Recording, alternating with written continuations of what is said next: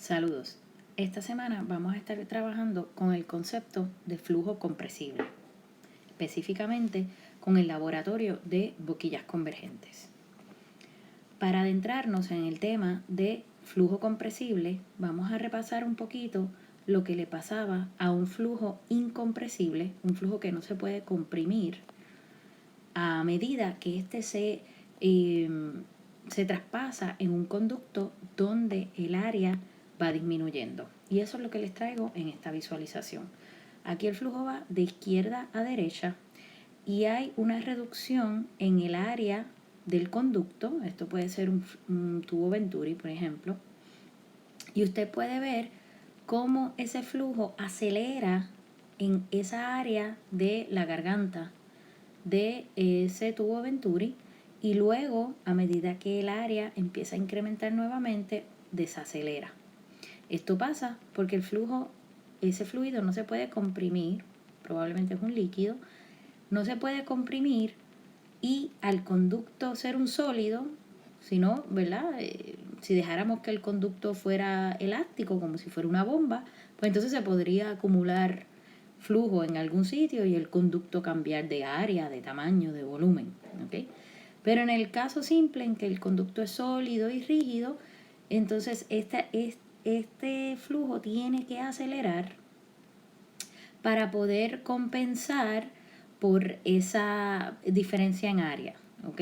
Y eso se puede explicar tanto con la ecuación de energía como con la ecuación de conservación de masa.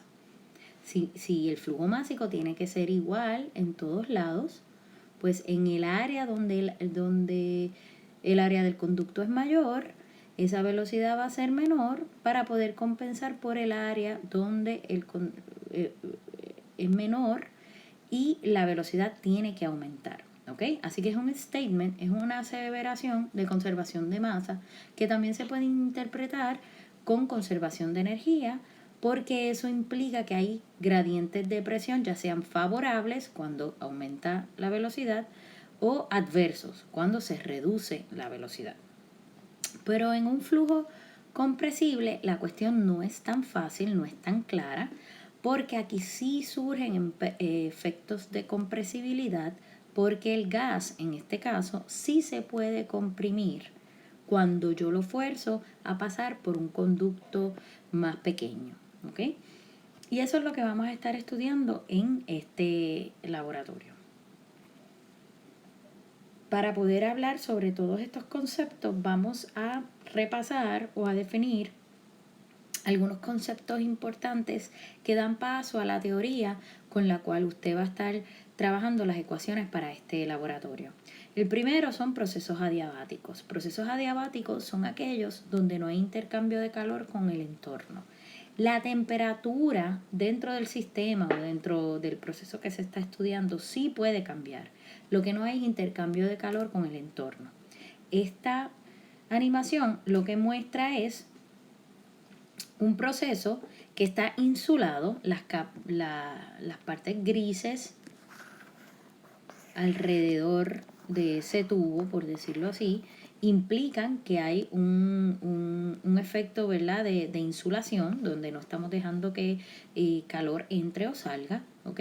Y a medida que yo le ejerzo presión a ese fluido, a ese gas, que estoy comprimiendo, ¿verdad?, ese volumen, estoy reduciendo el espacio donde él se puede mover, donde él puede habitar, pues esa presión va incrementando, temperatura probablemente incrementa también, pero no hay intercambio de calor con el entorno, ¿ok?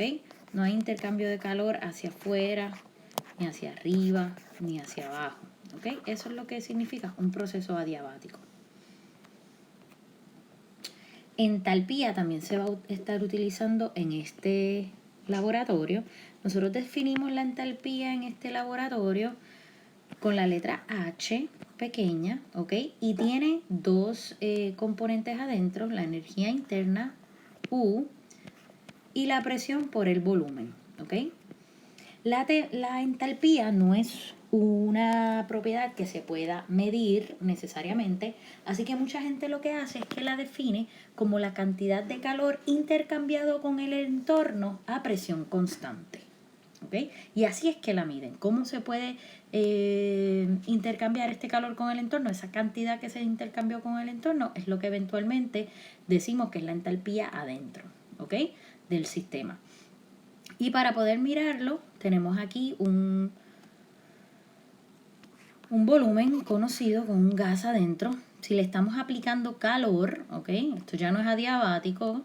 Le estamos aplicando calor, ese gas, ¿verdad? Va a empezar a moverse, las partículas se van a mover, lo que sea, y va a aumentar presión, ¿verdad? Y va a querer aumentar su volumen, ¿ok? Para poder estar en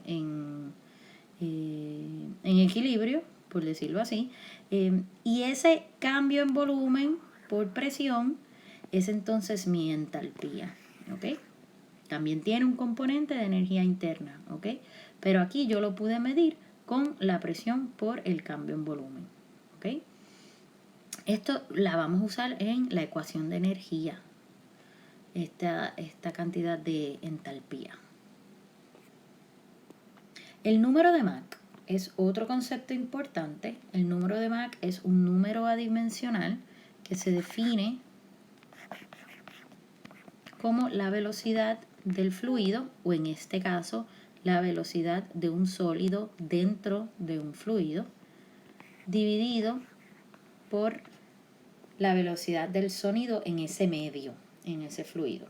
¿Okay? Si ese número es menor que 1, se dice que estamos en un régimen subsónico, y si es mayor que 1, estamos en un régimen supersónico. Hay unas cuantas divisiones adicionales, hipersónico, etcétera, pero para propósitos de este laboratorio, lo único que nos interesa es que esté menor o mayor que 1 esos regímenes subsónicos y supersónicos. La entropía es otra cantidad bien importante que vamos a estar utilizando. La entropía es la medida del desorden o la falta de organización dentro de un sistema, dentro de un proceso. Podemos mirar en este diagrama cómo la entalpía, que se da con, usualmente se denomina con la letra S, la entalpía de un sólido es mucho menor que la entalpía de un líquido, que es así mucho menor que la entalpía de un gas. Y eso lo que quiere decir es que el gas está mucho más desordenado. Esas partículas del gas están en un proceso, ¿verdad?, de equilibrio, de desorden con el entorno, con el ambiente donde se encuentran, en oposición a un sólido que está organizado, y por eso es que el sólido permanece siendo sólido, y por eso es que el líquido permanece estando dentro de un envase. ¿Okay? Esto es importante porque esto tiene que ver mucho con la segunda ley de la termodinámica, que dice que la entropía es imposible de que se reduzca con el tiempo, ¿ok? En un proceso termodinámico, la entropía no puede volverse menor, va a seguir cambiando, ¿ok? Pero nunca va a ser menor a lo que primero fue, ¿ok? ¿Y qué quiere decir esto?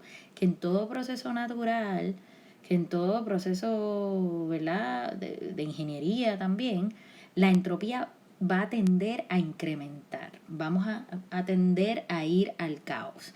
Vamos a tender a ir al desorden. ¿Qué quiere decir esto? Mucha gente lo interpreta como si un huevo se te cae al piso, es imposible que tú puedas volver a coger ese huevo, meterlo dentro de la cáscara y que quede perfecto. Si tenemos un montón de bloques y estos se caen al piso, nosotros nunca vamos a poder naturalmente que esos bloques vuelvan a estar en orden, ¿verdad? Somos nosotros los que nos ponemos en orden, pero ellos no pueden volver al orden. Si usted tiene un hielo y el hielo se derrite, es imposible que usted pueda volver a coger ese hielo, ese líquido, y lo pueda volver a formar en el mismo hielo con la misma organización que estaba antes de que se derritiera. Así que eso es lo que hay mucho statement de la conservación de la segunda ley de termodinámica, pero lo que quiere decir es eso, que siempre tendemos a tener más entropía. Si usted tiene un perfume, si usted tiene un frasco de perfume y lo abre, y ese frasco de perfume eventualmente va a llenar todo el salón donde usted lo haya abierto, es imposible que nosotros cojamos las partículas de ese perfume y las volvamos a poner dentro del frasco. Eso es lo que dice la segunda ley de termodinámica, y de que la entropía nunca va a decrecer, nunca va a ser menor, siempre va a tender a ser mayor en un proceso natural. Y eso tiene implicaciones importantes en termodinámica, y lo que quiere decir es, si yo tengo una reserva que está más caliente que otra, sabemos que con el calor la entropía va a aumentar, ¿verdad? Hay más caos en el sistema. Pues como los procesos tienden a buscar más entropía y no menos entropía, pues ese intercambio de calor siempre va a ser de la reserva más caliente a la reserva menos caliente. Nosotros nunca vamos a tener frío transfiriéndose. Lo que estamos transfiriendo es calor. Y ese es el statement de la segunda ley de termodinámica en términos prácticos.